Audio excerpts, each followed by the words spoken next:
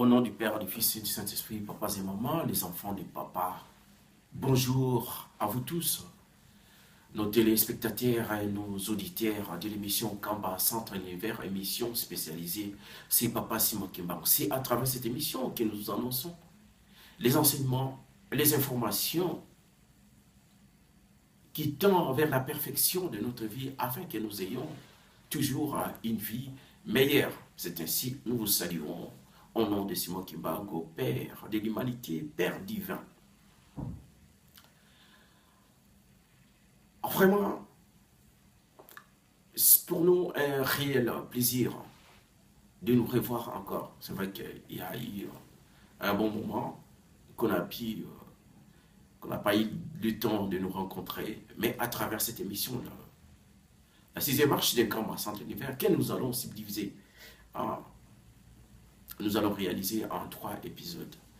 C'est réfère aux 100 ans des Papa Kisolokele. Nous savons pertinemment qu'à travers les orientations que nous avons pu avoir de notre père, et Simon Kimbango, de faire cette année 2014 une année spéciale pour les 100 ans de notre père Kisolokele. Une année exceptionnelle pour son centenaire. C'est ainsi que nous savons que plusieurs événements ont été réalisés dans les mêmes buts. Nous, Kamba Centre Univers, à travers son animateur principal, Louvantoro Delapé, on a dit qu'on doit faire quelque chose. C'est ainsi qu'on avait produit, écrit cet ouvrage qui s'intitule Kisolokele et son œuvre dédiée. Mais depuis, il n'y a pas eu d'expression pour exprimer nos pensées. Cela voudrait simplement nous dire que Kisolokele, à travers son œuvre, nous l'avons reconnu. Notre Dieu, ce qu'il a fait est preuve qu'il est Dieu. C'est pour cela nous allons en même temps vous présenter cet ouvrage. C'est à travers cet ouvrage que vous allez comprendre que Dieu est homme. Dieu est homme. Et contrairement aux enseignements que nous avons eus, qui n'a fait que contribuer à la putréfaction de cette reconnaissance de l'homme. De cette connaissance pour que l'homme puisse en lui même connaître qui il est. La créature, les copies de son créateur. Et cela est bien dit à travers les livres, l'ouvrage qu'avait écrit notre père, Papa Diengena, l'essence de la théologie kimbanguiste. Donc, à travers ces livres, nous avons la sagesse. Quelle est la pensée du kimbanguisme qui stipule que Dieu créateur existe en 3 personnes. Donc Dieu est trinitaire.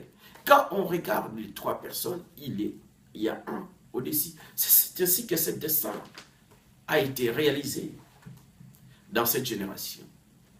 C'est matérialisé. C'est personnifié dans cette génération. À travers Simon Kimbango, nous avons vu. C'est produire cette pyramide avec les 3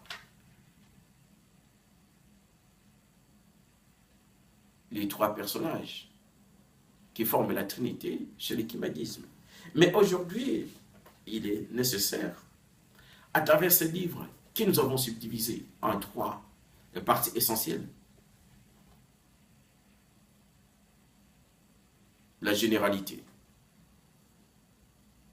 qui est l'introduction, qui est simplement l'introduction. La première grande partie qu'on appelle Kapukantete, qui se réfère au personnage de Kisolokele. Et la deuxième partie, grande partie, Kapukazole, qu'on a intitulé la divinité de Kisolokele. Mais notre premier épisode sera basé sur ce qu'on appelle la généralité, l'introduction de ces livres, la généralité sur le kimbanguisme. Nous avons voulu, à travers cette introduction qu'on appelle la généralité, de comprendre, de donner, excusez, parce que j'ai une voix rauque, de comprendre, de faire comprendre à tout le monde, quelle que soit sa provenance, quelle que soit ses origines, qu'il soit Kimbangis, non Kimbangis, ce psycho Kimbangis ou Kimbangophobe, qu'il puisse retrouver quelque chose, qu'il ait une fluidité, qu'il ait une compréhension, afin qu'on puisse capter dès le départ, dès l'entrée de cette émission, qu'on puisse comprendre réellement, qu'on puisse prendre quelque chose, ainsi la suite sera facile.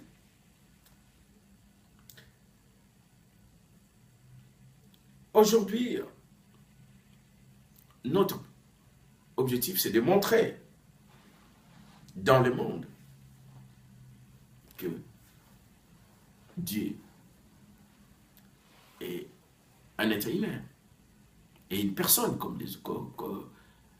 C'est ainsi que dans notre thèse que nous sommes partis, la première thèse, nous l'avons tirée dans le livre de Genèse, au chapitre 5, verset 1. Verset 1 à 10. Qu'est-ce qu'il nous dit? Ce verset nous dit simplement, Dieu, quand il a créé Adam et Ève, il a créé à sa ressemblance et à son image, et il les a donné le nom d'homme. Ce verset est complexe dans ce sens qu'il nous donne, il nous révèle l'endroit où l'être humain, la première créature, a été créée, également la langue à laquelle il a utilisé à la création. C'est ainsi que vers la fin de ce livre, quand on va parler dans le page 158, vous allez voir quelque part, on parle les bantous et premières créatures vivent par question auquel.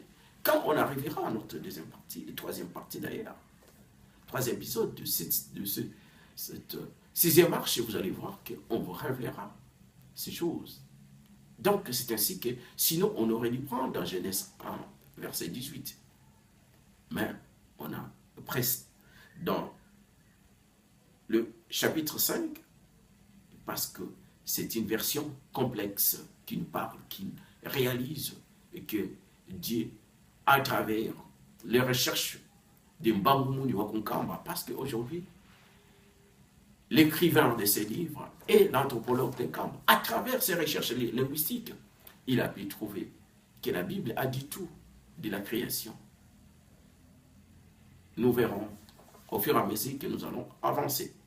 C'est-à-dire que la première thèse que nous avons tirée dans ces livres, il nous parle de l'essence de la vie de l'homme ici-bas.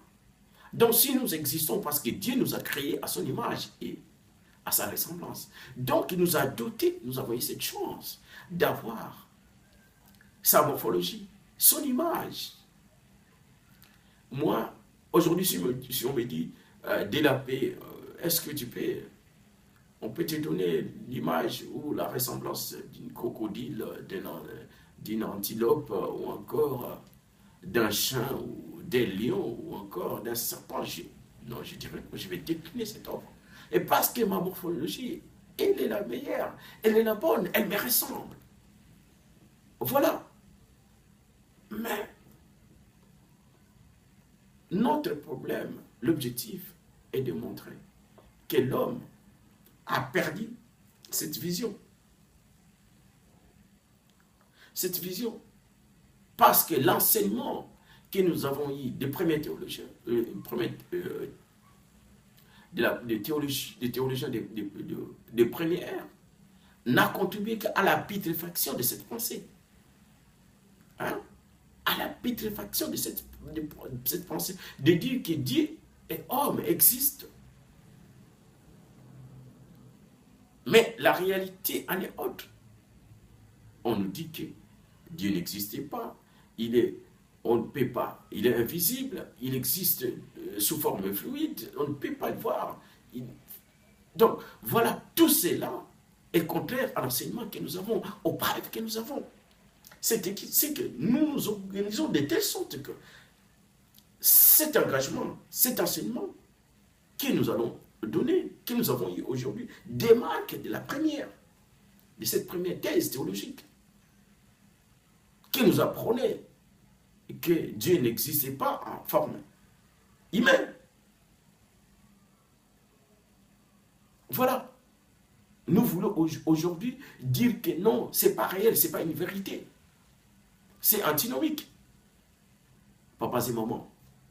Voilà, c'est l'objectif. En cela, on part de cette première thèse.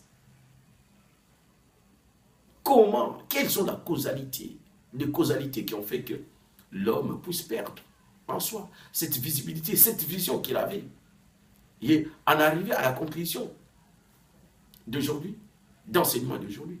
Mais parce que tout simplement, Adam à la création, Dieu à la création de l'homme.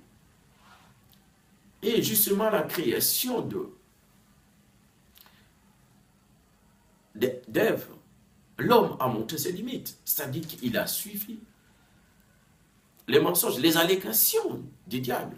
C'est ainsi qu'il s'est retrouvé dans une situation que nous avons postulée, que nous avons bien montré.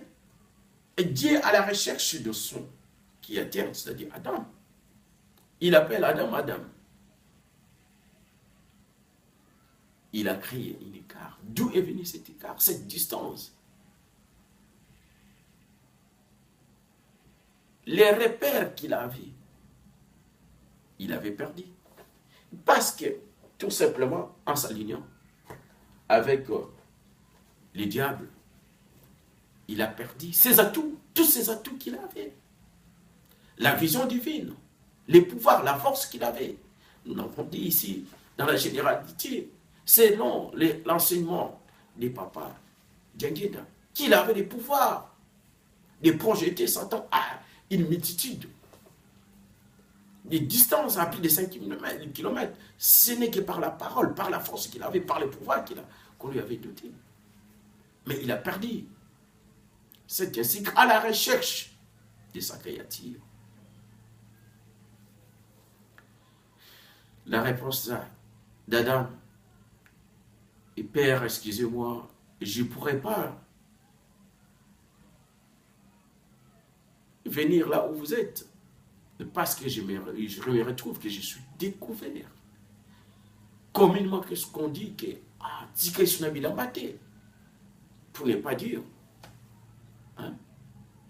Donc, le vêtement qu'il avait, les vêtements spirituels, qui lui donnait accès à regarder le visage de Dieu, à dévisager son Créateur, il les a perdus. Il a perdu cette vision, cette faculté. Il l'avait pris. Nathan, on n'a pas essayé. Il a perdu cette vision de dévisager, de voir, de regarder son Créateur. À partir de ce moment, sa créature, la suite, nous autres, tous qui ont suivi, n'avaient plus cette vision à partir de là. Voilà la causalité, la cause qui a fait que aujourd'hui cette théorie qui prenne la place aujourd'hui, c'est ça. Cette première thèse était essentielle parce que elle nous montre que en s'alignant derrière Satan, on a tout perdu, ce qui était essentiel. On a perdu cette vision spirituelle, qui cette contact spirituel qu'on avait, on l'a perdu à ce moment-là. Comment les récupérer? C'est ainsi, pour les récupérer, nous allons partir dans les deuxièmes thèses. Les deuxièmes thèses, nous l'avons tirées dans les livres de Matthieu, chapitre 21, verset 33 à 43, qui nous parle de maître qui a planté sa vigne. En plantant sa vigne, il a laissé sa vigne sous contrôle de ses salariés qui étaient là pour veiller à ce que la production, au moment de la production, au moment des cueillettes, de la moisson,